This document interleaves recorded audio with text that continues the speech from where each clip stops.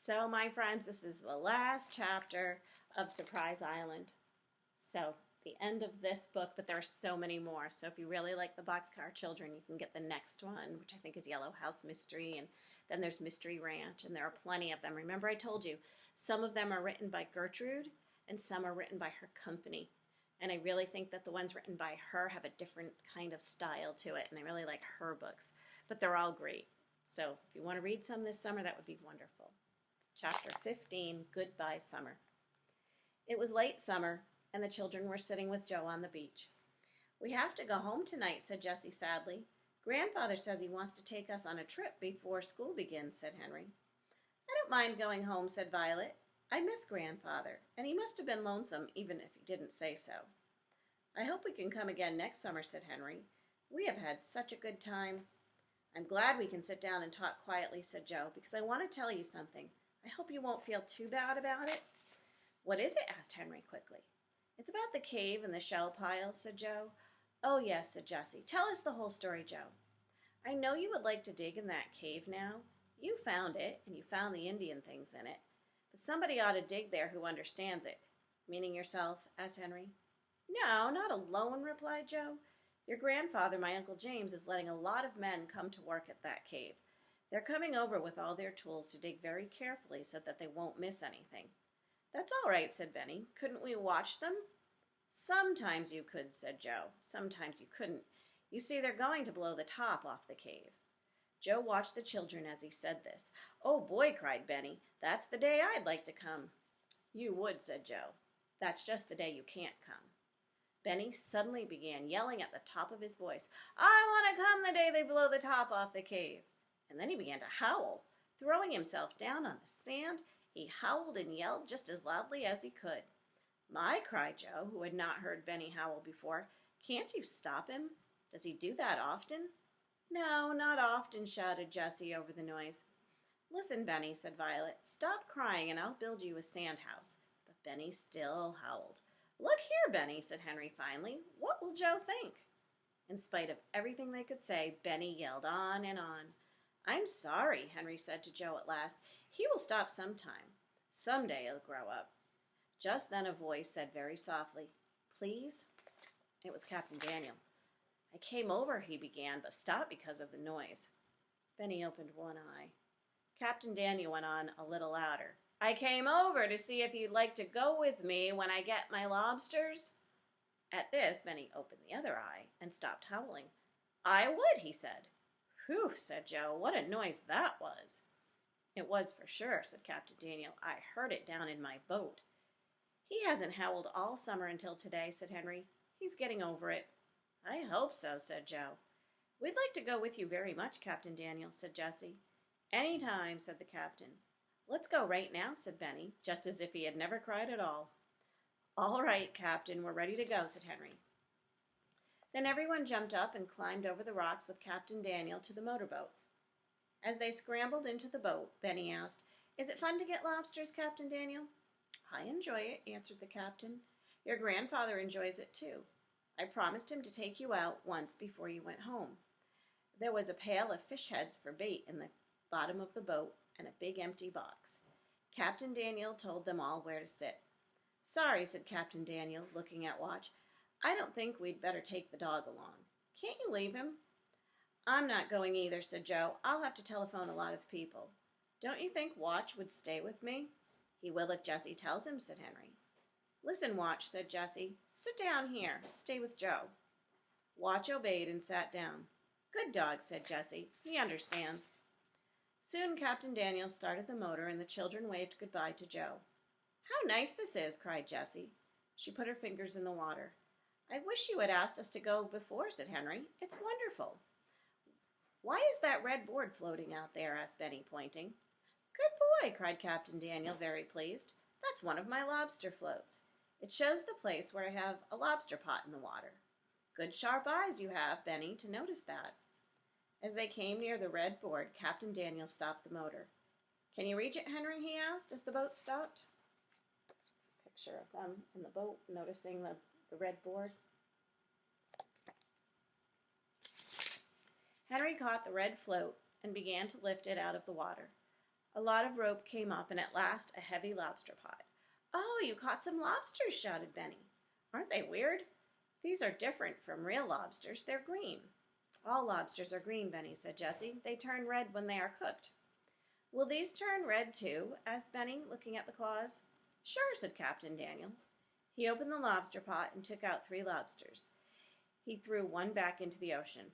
"Too small," said Captain Daniel. "We'll let it grow some more." The other 2 he put into the box. "Don't pick them up, Benny," warned Henry. "You've got to look out for those big claws." Captain Daniel baited the lobster pot with old fish heads, shut it, and let it down again into the water. Then he started the motor, and away they went. "The one who sees the next float first gets all the lobsters in it," said Captain Daniel. "What color is it?" asked Benny. "Oh, that would be telling. Each one is a different color," answered the captain. All the children stared hard at the water. They could see nothing but waves. "Oh, isn't that another float?" said Henry suddenly, as they went past a blue board. "Yes, that's one," said Captain. "I hope there will be lobsters in it." Henry caught the blue float. "Pull hard," said the captain. "It's deep here, and there'll be more rope. Want any help?" "No," said Henry. It was hard work. The rope seemed to go straight to the bottom of the ocean. At last the lobster pot came in sight. "Empty," said Jessie. "Too bad." "Yes," said Captain Daniel, taking in the lobster pot. "It often happens. This is the best one some days. Did you notice that the bait is gone?"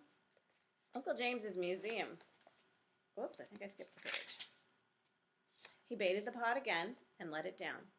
"The next one will be yours also, Henry. Hope for better luck," said the captain. Soon Benny said, "This float is white, or maybe it's a wave." "No, it's a float," said Captain Daniel, laughing. "Henry will have to give you a lobster for finding his float." Everyone watched as Henry pulled in the lobster pot. At last it came to the top. "Oh, there are a lot," cried Henry. "It's a pile of claws. There must be 4 lobsters. No, 5. 6, said Jessie, as Captain Daniel dropped them one by one into the box. "Isn't that enough for our dinner? 6 lobsters? You and Joe will have to come to dinner to help us eat them." "Yes, thank you, and I'll boil them for you," said Captain Daniel. "I have a big wide kettle. When you take the meat out of the shell, it is ready to eat. But I don't know how to take the meat out," said Jessie. "Joe will show you," said the captain. "Let's do it outdoors," said Jessie. After they had pulled in a few more lobster pots, Captain Daniel headed the boat back to the island. "You caught 15 lobsters," said Benny. "That's a lot." "Not very many," said the captain when they had reached the island again. "Some days I get 2 or 3 dozen. And 6 of these lobsters are yours." When the lobsters had been cooked, Joe sat down on the sand with his young cousins to take out the lobster meat. Jessie and Henry worked, but Violet and Benny just watched. While they were working, Benny said, "Please let me come when they blow the top off the cave." Joe looked a little worried. He remembered what had happened when he had said no, and he said, "Benny, I'm sorry, but only the ones who will do the work can come." "Will you be here?" asked Violet. "Yes, Violet, I have to come. You see, this is my work. All the things will go in a museum, bigger than Uncle James's museum. You found some wonderful things." "Oh, Joe, I'd like to have this for my work too," said Henry. "Would you teach me?" "Yes, Henry, I'd like to. You never can tell what will happen. We might work together." "Will you tell us everything the men find?" asked Jessie. "Oh my, yes," replied Joe. "You can see every single thing after they have dug it out. I'm glad you don't feel too bad about not doing the digging." "We understand," said Henry. "It will be better this way." "Now the lobster meat is all out," said Jessie. "How shall we fix it, Joe?" "Some people like it cold," began Joe. "Oh, but I want to cook just once more on the stove," cried Jessie. Joe smiled. "Then have a stew. Put the lobster meat in milk with butter and salt and eat it hot." "That sounds good," said Jessie. And the stew was delicious. When they were eating, Henry said, "I have an idea. Let's come back here weekends until it gets too cold to come." "Wonderful," said Jessie. "Now we won't have much packing to do. We've eaten all the food." Violet put the dishes in the cupboard while Jessie put the towels and blankets in boxes to be taken home and washed. Henry stood the rest of the boxes along the wall and shut the windows. They left the museum just as it was. Benny carried Violet's paints, pen, and her work bag. She carried the violin herself. "Goodbye, Barnes," said Benny when Henry shut the door. "I am not going to cry." "Good for you, Benny," said Henry. "Just keep thinking how lonesome Grandfather has been." "I want to go home now," said Benny. I want to sleep in my real bed." Henry laughed. A real bed seemed very good to him, too. Captain Daniel took the children over to the mainland. When they saw their grandfather waiting for them in the car, they ran to him and all began talking at once. Get in," said Mr. Alden. "I want to hear all about it, but I can't understand 4 people all talking at the same time." I understand how that goes. But the children could hardly wait to take turns. They told him about the floats and the lobsters in the cave. They were going to blow the top off the cave, Grandfather, cried Benny. "Really?" said Mr. Alden, who of course knew all about it. "What a noise that will make." "Joe won't be home for good until later," said Jessie. "He said to tell you that he would stay with Captain Daniel. He won't move into the little yellow house." "I should say he won't," cried Mr. Alden. For a minute the children were too surprised to say anything. Then Henry said, "Grandfather, that's one thing we can't understand. Why didn't we ever get to go in that little yellow house? Doesn't it belong to you?" Mr. Alden looked at his grandchildren, and then he said quietly, "That's another story." "We won't ask about it now," said Jessie quickly. "You have been so wonderful to us.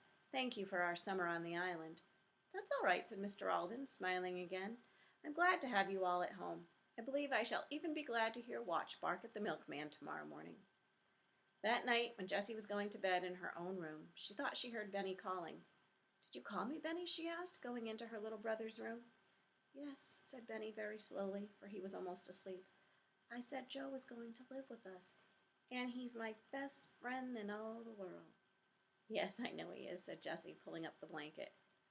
"I mean all but you, Jessie, of course, and Violet, and Grandfather, and Watch," said Jessie. "Yes, of course, Watch, and Henry." He stopped. "Captain Daniel." Jessie saw that Benny's eyes were shut. He had gone to sleep, naming his friends. But it did not matter, thought Jessie, smiling, for it would have taken a long time to name all of Benny's friends. And downstairs, the children's real best friend settled back in his big chair to make plans for them.